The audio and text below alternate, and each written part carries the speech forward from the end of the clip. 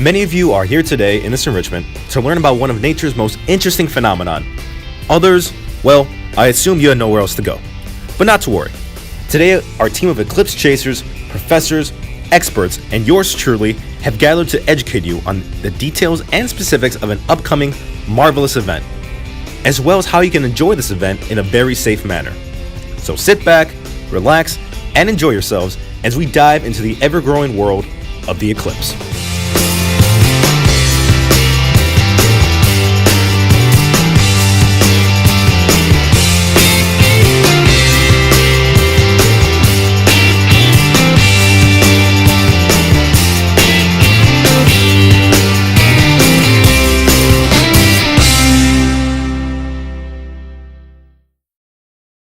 We start off by visiting Professor Colonel Jonas Sanders to get a better handle of our understanding of what eclipses are and how they occur.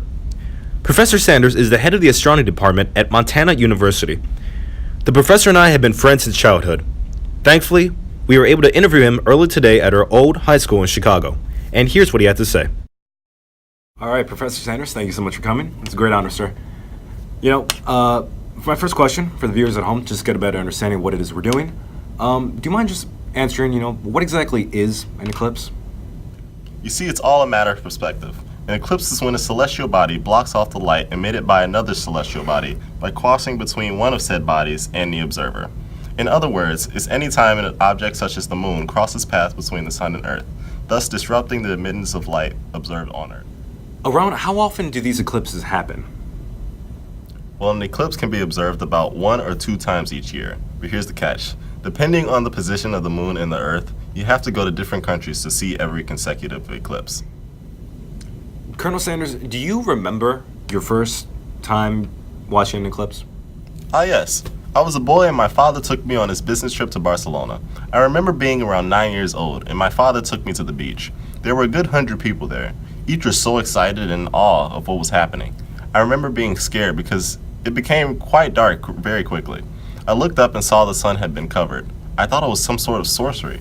From that moment on, I was so amazed that it became a passion. Later in life, it influenced my decision to study the stars. And a few decades later, here we are. That's a great story, sir. Well, I'm sure as you know, soon we will be able to watch an eclipse right here in your very own native hometown of Chicago. Are you excited for this by any chance?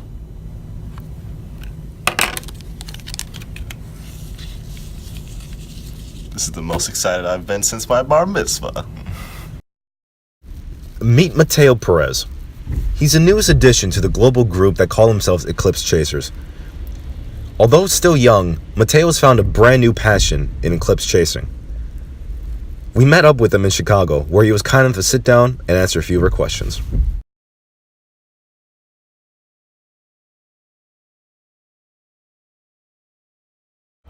Well, I was talking to my friends about the universe and they started talking about the eclipse. I then became interested in the eclipse and decided to go see one of them with my friends. Bruh, the eclipse changed my life. Now I can't wait to see the next one and experience it all over again.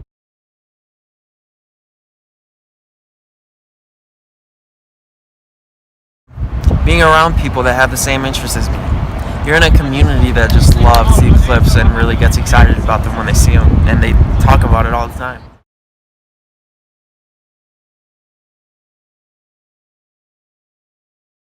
My favorite would have to be the total solar eclipse I saw in Xiamen, China on May 20th, 2012. It was way different from all the other experiences because 1, I had never seen a solar eclipse before, and 2, the sky went completely dark and I felt it chill down my spine. It was just a different feeling from what I was used to, and I loved it.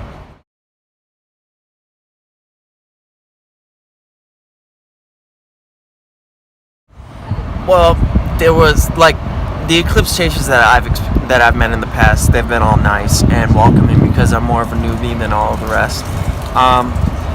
But there was this one eclipse chaser. He just kept on ranting about how eclipses were his life and he loved it.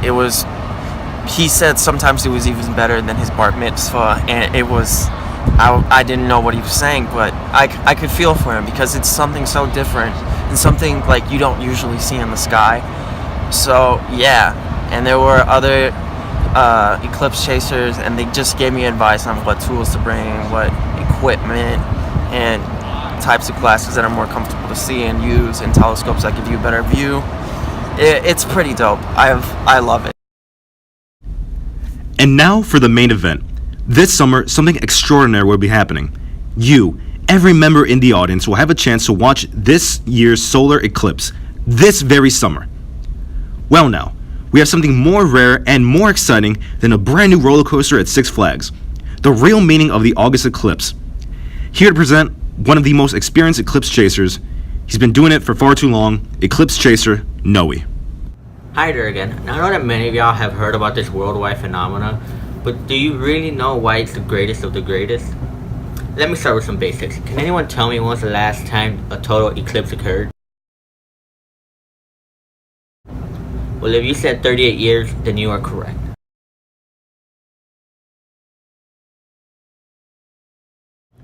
Oh no, this is more idolized than any old school car.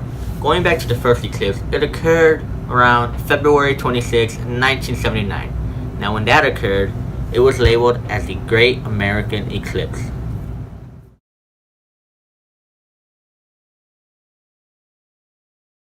For starters, we are looking at over 500 million people that include not just the US of A, but also Canada and Mexico. You can be in Canada or Mexico to witness the eclipse, but if you want to see a total eclipse, you would have to be in any of these following states: Oregon, Idaho, Wyoming, Kansas, Missouri, Illinois, Kentucky, and the Carolinas. From that, more than 10 million people are in the path of totality, and 28 million people live within 60 miles of that path.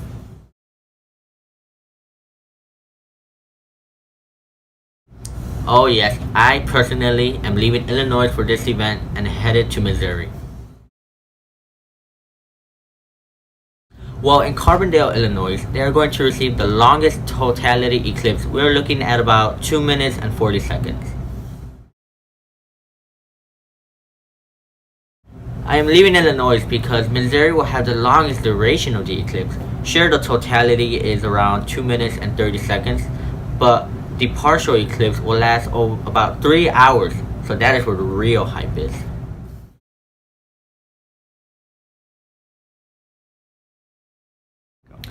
First and foremost, always wear your solar eclipse glasses. I cannot stress that enough.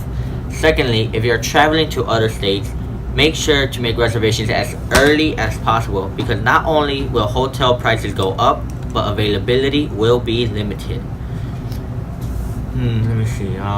Yes. Third, if you're traveling to other states, make sure you at least bring a sweater or a jacket of some sort, because temperatures will go down 10 to 15 degrees, and it may have a major effect based off the state you are visiting. And lastly, all I can say is enjoy the moment, because not many like these happen in a lifetime. No problem at all. Thanks for having me. I hope to see many of you guys in Missouri and or hearing about it through social media, because that's how it's done nowadays. Although you may want to gaze upon the eclipse for its entirety, it's important to know the dangers that could be lurking. To help you better understand, we bring in our eclipse safety expert, Dr. Brown, to explain.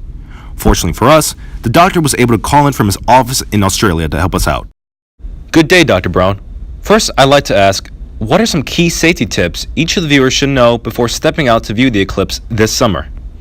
The thing to keep in mind when you're looking at an eclipse is that even though it is significantly darker during the eclipse, you should never ever look directly at the sun without some sort of protective lens, because even though less of the sun is showing, the parts of the sun that are still showing are intense enough to burn holes in your retina and cause permanent damage to your eyes, and nobody wants that. So here's the solution: eclipse glasses, the cool, hip, and safe way to view the magic that is the eclipse without killing your eyeballs. How exactly do these eclipse glasses work? The specially custom eclipse glass lenses lower the intensity of any oncoming light by a significant degree, so that the light coming from the sun isn't so intense that you cause harm to your eyes, but you can still get a good view of the sun at any stage of the eclipse safely, and look stylish while you're doing it. I mean, come on. You can't tell me that the average person doesn't look 10 times cooler wearing Eclipse glasses. Are there other tips our viewers should know about? One thing to keep in mind when you're looking at the eclipse is that you should make sure you're paying attention to your surroundings, because during the eclipse, of course, everyone will be looking into the sky and anything could happen. I mean, like anything. I don't really know what's a threat nowadays, but like a bear could walk past and nobody would know unless they were eaten, of course. I don't know, your dog could run away. There could be a massive swarm of deadly bees. So, whatever the local dangers are in your area, be on the lookout for those things, of course. I love astronomy. Astronomy is great. She loves astronomy. He does too. And I'm pretty sure this man does as well. So get hyped, get ready, and get set for this summer 2017. When else are we going to have the chance to see something this beautiful, this close to home? And keep in mind, it only takes one event to change your life forever. And so, our journey comes full circle. Right back to the enrichment you're in right now. Right here in the friendly confines of Mrs. Barge's room. But before we go in, you should know. We only taught you a fraction of what eclipses are. There is still so much more left to learn. So sit back, ask as many questions as you like, as we sit here and help you learn more about eclipses.